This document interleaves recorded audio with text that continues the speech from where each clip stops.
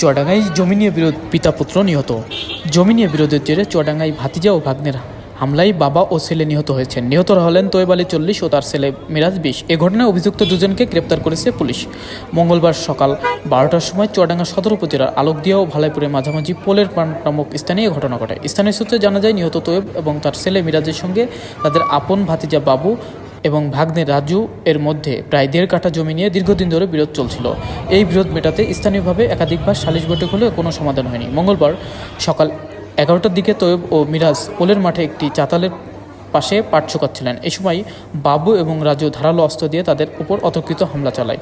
ধারালো অস্ত্রের আঘাতে ঘটনাস্থলে মিরাজ নিহত হন। তার বাবা তৈয়ব মারাত্মকভাবে আহত হন। আলোকদিয়া 1 নম্বর ওয়ার্ডের মেম্বার আল হেলাল জানান, শরিকের জমি নিয়ে প্রায় 2 মাস ধরে তাদের মধ্যে বিরোধ চলছিল। স্থানীয়ভাবে একাধিকবার মীমাংসার চেষ্টা করা হলেও কোনো সুরা হয়নি।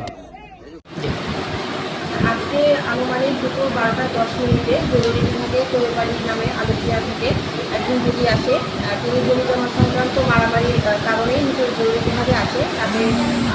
তাকে আমাদের যিনি কর্মরত ডক্টর ছিলেন তিনি ওনাকে দেখেন এবং তার অবস্থা অত্যন্ত জটিল এবং গুরুতর পরে ছিল বলে স্পট একটা লোক এখানে আহত হয়ে পড়ে আছে। পরে আমরা এখানে খুঁজলাম, নিহত হয়েছে এবং এটা একটা পারিবারিক জমি সংক্রান্ত।